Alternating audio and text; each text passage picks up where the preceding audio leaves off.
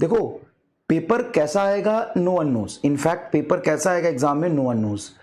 तो हर तरह के पेपर के लिए आपको रेडी रहना है। मतलब सिंपल सी बात है कि आपका ना टेम्परामेंट वहां लूज नहीं होना चाहिए, आप वहां पे पैनिक नहीं होनी चाहिए। बस अगर तुम बेटा पैनिक वहां नहीं होगे ना तो पेपर निकाल ले जाओगे, क्योंकि नीट है ही पेशेंस और हाई रिफ्लेक्शन का गेम। वहां पे आपको टाइम नहीं मिलने वाला है बहुत ज्यादा क्वेश्चन को सॉल्व करने के लिए। 116 फिजिक्स बहुत बढ़िया, 165 पेपर ऐसा था जिसमें फिजिक्स में मार्क्स आप आराम से कर सकते थे, लेकिन वहीं पे बायोलॉजी टफ दे दिया। तो तुम्हें स्विच करना है, जरूरत तो नहीं कि हमेशा फिजिक्स ही टफ आएगा। और नीट 2026 में नो वन नोज ना कि फिजिक्स ही टफ आएगा, केमिस्ट्री जरूरत से ज्यादा टफ आ जाएगा या बायो टफ आ जाएगा। हो सकता है नीट 2026 में एकदम फिजिक्स सरफेस लेवल पे आ जाए, एकदम फिजिक्स सरफेस लेवल पे आ जाए, इजी इजी आ जाए, जैसे 2023-24 में आते थे वैसे आ जाए फिजिक्स। मे बी हो सकता है ऐसा फिजिक्स आ जाए, मे बी। मतलब मैं ये नहीं कह रहा हूं कि 100%, लेकिन हो सकता है कि जेई मेन 2023-24-25 जैसा सवाल आ जाए। और जेई मेन 2024-25 का सवाल आप देखोगे ना डायरेक्टली फॉर्मूला बेस्ड है, तो ऐसा भी आ सकता है। उसके जगह पे बायोलॉजी थोड़ा टफ हो जाएगा। समझ में आ रहा है? समझ में आ रहा है मैं क्या कह रहा हूं?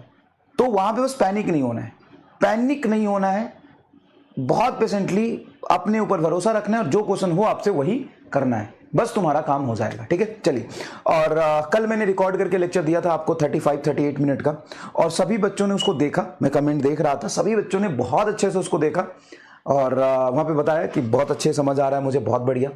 तो वेरी गुड, वेरी गुड। देखो बेटा एक चीज कहूंगा, पता है यहाँ पे ना जो बैलेंस करके निकल जाएगा ना चारों सब्जेक्ट को बहुत अच्छे तरीके से, जो बैलेंस करके निकल जाएगा ना लेवल को, जो बैलेंस करके निकल जाएगा ना कि फिजिक्स कैसा आता है नीट में, किस तरह के क्वेश्चन पूछे जाते हैं, और उसमें जेई एडवांस और जेई नीट के कौन से रिलेवेंट क्वेश्चन उसकी प्रैक्टिस करके बहुत अच्छे तरीके से निकाल के ले जाएगा ना, उसका सिलेक्शन हो जाएगा।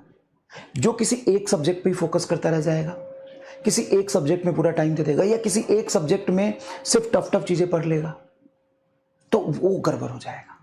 यहां पे एक्सेसनेस ऑफ एवरीथिंग इज बैड। जो बढ़िया से बैलेंस करके निकाल ले जाएगा ना चीजों को, उसका सिलेक्शन हो जाएगा और एग्जाम में पैनिक नहीं होगा। बस तो मेहनत करो, कंसेप्ट पढ़ो, क्वेश्चन प्रैक्टिस करो, जेई मेन के 5-6 साल के सवाल लगा जाओ, क्लास में जो रिलेवेंट जेई एडवांस और नीट के सवाल कराते वो कर लो, बस तुम्हारा काम हो जाएगा। समझ में आया? ठीक है, समझ में आया? चलो आगे बढ़ते हैं।